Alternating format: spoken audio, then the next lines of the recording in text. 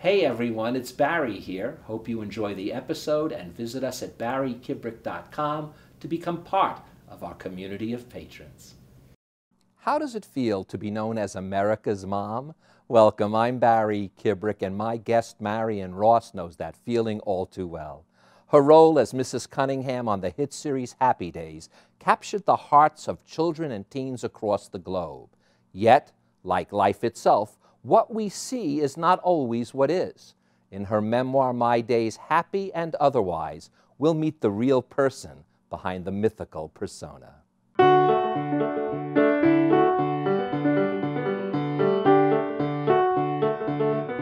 Between the Lines with Barry Kibrick is made possible in part by Patreon. Patreon helps creators build and run membership businesses, from podcasters to writers, musicians, artists, and more, with tools that allow their fans to become patrons. More information is available at patreon.com. Marion, as you saw by the crew, they are all excited, none as much as me, to have Mrs. C on the show. It is such a pleasure, Marion. It's such a pleasure. Thank you so much for joining us. I love being here. Thank you. It's my pleasure. I'm going to start with your words, because what I love about this book in particular is that the viewers are going to be able to relate. That's why you even titled it, My Days, Happy and Otherwise. Yeah. So they know that life isn't always a bowl of roses, no matter what type of success a person might have. And I think when people feel that in common, they'll get a sense of relief. And I want to start with these words. No matter how blessed one may be, and you have been certainly blessed, as you say, the same path that fulfills our dreams also has many twists, turns, detours, and pitfalls that all must be navigated. Mm-hmm. Yes. I've always known that. Wouldn't it be a big surprise if we didn't know that? Oh, yeah. Wouldn't it? Right. Yeah. But you knew something else as a very young girl. You even said it was destiny. You knew you were going to be a star. Now, you thought at first it was going to be a Broadway star, but you knew that, and you literally said, so deep in your soul, it felt like destiny. Oh, I did. I had a diary. I was 11, and I one day I'm going to be a very famous actress, and everybody's going to want to talk to me and want my attention, you know. But the funny thing is, unlike many young actresses or want-to-be actresses, you never did the things that most people do. As a young person, you didn't, I mean, at a very young age at least, you didn't go to the dance schools, you didn't go to the acting schools. No. It wasn't until you got a little bit older that you actually said, oh, I think I need to do certain things to pursue this. But from the very beginning, you had the dream and the passion, but you didn't even bother with some of the things that most kids were doing at that time. No, I'm a middle child. I'm the second little girl, and my brother was a crippled boy. So I always attribute a lot to that I didn't get a lot of attention unless I was really cute and charming and interesting child. So that when I wanted to become an actress, it was so that I could stand out. So I could stand out and get some attention. Oh, that's an interesting middle child syndrome, yeah, isn't it? Yeah. But you know something, you also talked about how opposite your parents were. There was Dad, who was definitely, I can be home on the farm and never leave, and there was Mom that obviously you inherited most of her genes because she was a wild child herself. She was willing to take those chances and those risks. My mother was a Canadian from the high prairies of Saskatchewan, and well educated, although they had nothing up there. But she's read and she studied things, and she wanted to be somebody, and she would tell me that you can be anything you can do. And she got herself to Europe after, right after World War I, when she was like 21, 22. Can you believe that? And by the way, single, traveling by herself, never at that time would that have occurred. No. Picture of her standing with a cloche hat on the deck of the ship. I don't know. They went to study the war burial grounds from World War I, you know. So she was a wonderful inspiration for me. This is what I think really adds to your being a great actress. I mean, obviously the world knows you from Happy Days, but you really, we'll get into some of the different roles and things that you've really done that, you know, it wasn't until then that you really felt that satisfaction. But what I think made you so good, and these were your words, from the time I was very young, I was a watcher. You loved watching people. Yeah, I would, because I was a middle child, so I was a watcher, and I would get the lay of the land by watching. Then I knew what I had to do to get some attention, because I'd studied it. I'd watched everybody. Ooh, and that's why you say also that you were a pleaser. So you'd figure out that getting the attention. What do they need? What do they need? I'll be that for you, you know. There wasn't an honest bone in my body, right? Oh, well, but there is. And throughout the book, you're very honest. And I want to make it clear, this is not a tell-all kind of a book. If you're looking for scandals, you're not going to find too much of it in here, because your own genuine heart almost doesn't allow you to even think that way. No. You can see that by whoever you met. I would watch, you know, like on the set, when I was under contract to Paramount. Now I'm 23 years old, and I would watch the other girls, and I would think, oh, no, not that, not that. Don't do that. Don't be that. I was so careful, at the same time wanting all this, but so careful with myself. But you know, you talked about it, those girls at Paramount, they were called the Golden Circle. Yes. And there was a part of you, in fact, you know, you use a term quite often in the book, I don't know if you realize it, but you felt oftentimes that you had one foot in one world and one foot in another world. And one of those times was at Paramount, because here you were, a contract player, but you felt in a way that that's not where you belonged.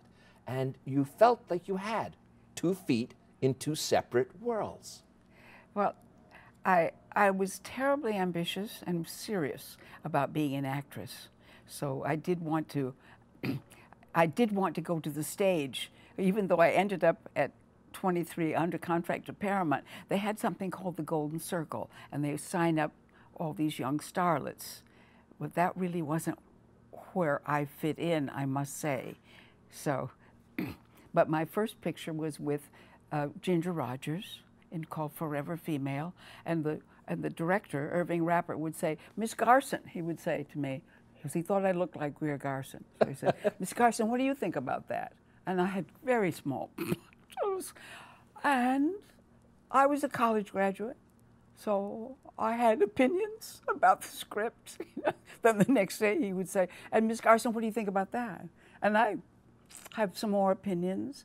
I noticed finally that nobody, William Holden, Deborah Carr, Ginger Rogers, none of them had opinions about the script. And so I finally realized he was making fun of me. You know. Oh, you know something?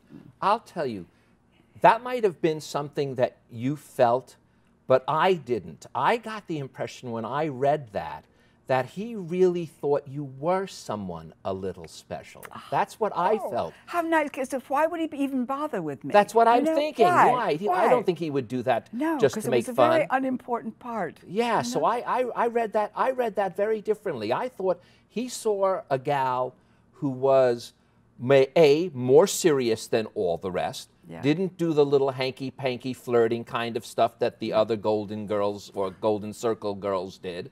And I looked at that as a man who was wise enough to respect you the way you should have been. I'm surprised you wrote it, said it the other way. I didn't get that, but I hope that's true, yes. Oh, I'm positive of it. One of the things, though, that does happen, and we talked about the beginning, everyone falls into these pitfalls. You were so serious, but yet you fell in love with Effie. And even at the very beginning, you knew that that love was unbalanced.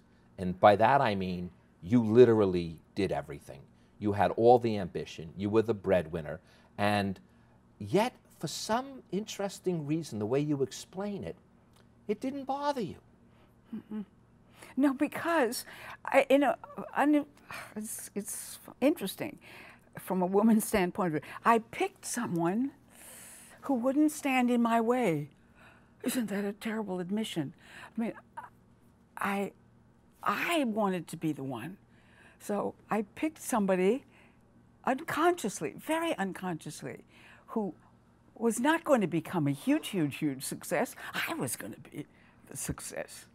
But there is that break when you become pregnant, and at that point, he literally goes into a rage. He was really upset, and that's when I think you start shifting a little bit about that perspective of how much of that you'll take. Yeah, because we'd been married almost 10 years, and I had gone to New York to be in a play with Jose Ferrer, in a play called Edwin Booth, and we went to New York to open it, and it was a bomb, a failure.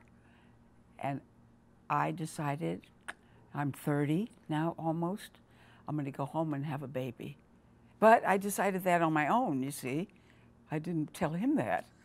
Oh, gosh. So, and when he took it so badly, "What have you done?" he said to me. The love begins to change, doesn't it? So, you would have to.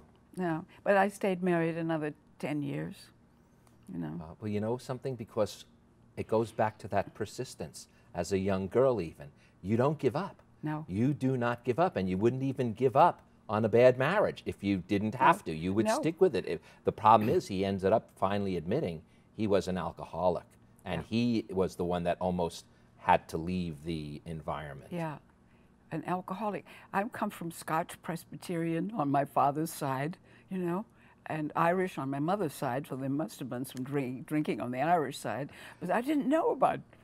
I was a very naive girl, so this was a big adjustment for me to be an alcoholic. I said, well, don't be.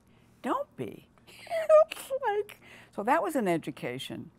It's kind of funny. I said about the joke about you feeling like you had 2 feet in 2 worlds. You actually say this: I soon started to feel as I was living in a third world, one of confusion and frustration, because you were in this position that almost anyone would have cut their right arm off to be in, and yet you still had this, and I could relate to this so well, that underlying feeling of just not for some reason, doing the right thing that you're meant to be doing. Yeah, no, it wasn't me at all. You walk into the commissary at Paramount Studios, and Marlene Dietrich comes into the, you know, and a hush falls over the room. Here's C.B. DeMille, here's Martin and Lewis. Here, I was not going to fit into that world, I didn't think.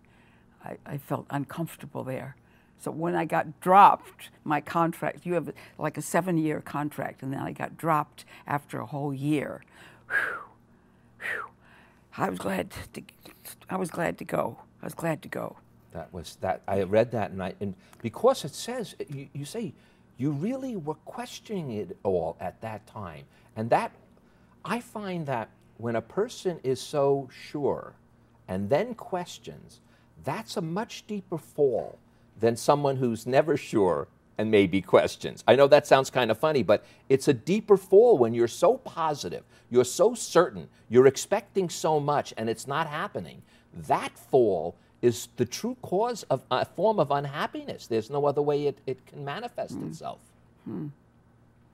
Well, I took that and put it into acting, because now my agent would send me to CBS, live shows done. You know, they're going out live on that camera. And now you're acting like you would be in a play. So I got a job as on Life with Father with Leon Ames and Lorene Tuttle, and my part was Kathleen, the little Irish maid, this little accent and it was a wonderful, charming part. But that's what I liked. It was live theater. You said that you had the privilege of mingling with all these people, from the Martins and the Lewises to the, but there's one person, well, there's actually two, but I'll start with the first one that just made you feel that you were in another sphere, and that was Clark Gable. Oh, am I right? Oh, man, when you laid eyes on him, that was different than laying eyes on any of the major stars that you might have had only a small part with. Right. But Clark Gable, wow. And I have a wonderful picture with him in the book, and I tell you, there was nobody like Clark Gable, ever before or since, and he was absolutely charming to me. So it was Easter time, and I said to his stand-in, there was a man called Alabama. He was Clark Gable's right-hand man. He kept people away. So I said, I had an Easter egg, colored Easter egg, and I wrote on there, MR loves CG. God. So I said, well, give this to Mr. Gable. So then I said, finally I'm in a scene with Clark Gable, and I said, I don't know how to call you. I can't call you Clark. I mean, or to call you Clark Gable? And he said, you may not get to call me anything, But he lived up to his reputation. He held his aura. Oh, the other person that moved you even into the notion of becoming an actor was Noel Coward. And you have a story when you're with Noel Coward, Claudette Colbert, Lauren Bacall's and Humphrey Bogart's house, and you're sitting there, and this is when you really say, I had to learn my place. You really sort of always felt a sense that I don't belong necessarily there. I belong, and that's maybe again where that other foot in another world was, because you didn't belong with the Circle girls, but you also didn't feel like you belonged with Bacall and Bogart. No, I was not a star. No, and the thing that's interesting to me is that when I was 14, I would go in the library at Albert Lee, Minnesota, my little town where I grew up, and read Who's Who of Famous People. And here was a book, Present Indicative, written by Noel Coward, and it was his early career. So I read that book. So Noel Coward was very important to me. One of the first plays I ever saw was Blythe Spirit. Now we go through, I'm 25 years old, I go to CBS, and I get to be in a production of Blythe Spirit with Sir Noel Coward, Claudette Colbert, Lauren Bacall, and for me, it is like a wonderful arc in 10 years, and I play Edith, the Cockney maid. Mildred Natwick played Madame Arcady, and that was a wonderful experience at CBS, because with Noel Coward, he took all the time in the world, weeks. We spent weeks on this thing till he got it the way he wanted it. Well, my viewers will literally hang me by my emails if we don't start talking a little bit about Happy Days. Okay. And I want to use this because in the foreword is written by Ron Howard. And in fact, the way you found me was because Ron Howard was on my show and you decided to watch it. And we were both talking in the green room. Ron and his wife Cheryl are probably the two most wonderful people in not just in Hollywood, but to know them is to love them. Yes. There's no other choice. And to see that Ron continues to be this same wonderful fellow. He just recently had a big birthday party that he shared with his daughter Bryce. And we were all there. Everybody was all there. It was a fabulous big party. Oh, well, we always get his Christmas cards, and we put them all up on our refrigerator just so we could see Ron, you know. Yeah. But I want to read what he wrote in the foreword. Marion always showed a grounded fun, unpretentious and unforced way of cheerleading all of us during the run of the show. And in the end of the book, there's all interviews with different cast members and others that you worked with. And it's funny, but that term of you being the grounded one, it almost sensed that even when the Fonz became so big, The person that grounded the crew, person that grounded the actors was you. Well, I was the mother. I was the mother, and I loved being the mother to all of them. And we were a wonderful family, I'll tell you. Did you read in the book about our softball team? Oh, in fact, not only did I read about the softball team, but that became, even after the show was canceled, you had commitments to play softball, and you did. And we did. I think it kept us together. It kept the show going on so long. Normally a show goes about 7 years, but we didn't want to give up the softball team, you know. I also, the way you also speak about Gary Marshall, there's something about him. I want to read your words because I thought that the way you wrote about him, I just want to find it. Here it is. He was a gatherer of people, but here's what you said. He had a very trusting nature, but I think that trust was based on a keen perception of a person's soul. Did I say that? You did. Well, he did. He was kind to us. He would say to me, early on, he would say something like, "That's not working for you, is it?" You know, the line, the joke. So he said, "I'll fix it. You take the same joke, turn it inside out, now it works." It wasn't my responsibility, it was his responsibility. He just looked after all of us. Yes, and keep everybody together. The softball team kept us, so we didn't break off in little units. No, we were a team all the time. Yes, but as I was about to say, you know what made it even, in my sense, more impressive was you were not being paid nearly as much as many of the other actors on the show. And Gary, people don't realize this, even though he creates the show, he runs the show, he doesn't own the show. He has to go to the studio. Yeah. But he fought for you to at least break through that glass ceiling and be paid what you should have been paid. He said, "I'm going in for you. I'm going, what do you want? What do you need?" I said, "Well, I just got to have more like what the other kids are getting." You know. You write this in the book. What's next for me? For the first time, making a paycheck, it's not the driving force. Finding my next gig, not the driving force. But what still is the driving force to this day is the love for acting.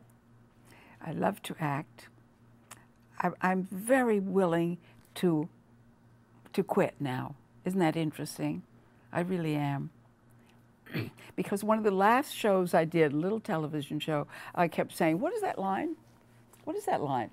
And somebody said, "Well, it's very simple." I said, "I know, but I forgot it. What is it?" So I think it's perfectly all right if I quit, you know? I really do. Well, because you have still this sense of yourself. See, we go back. Isn't it funny? Well, I'm not saying your age. I don't believe. I don't mind at all. I know because it's in the book, so I'm going to let people know if it's okay that you're 90. I will be. Will be 90, right? Okay, will be. I will. Okay, so and that's quite amazing to me. You know, but you mention that in the book, so I feel okay saying it. But what's interesting is the full circle of life, because as that young girl, you knew what you wanted, and now you know what you still want. I do. I'm very much at peace with what, in fact, when I was in college, I was very restless, and I was in all the plays and everything. And we had a dean of women, and I belonged to a thing called Mortarboard.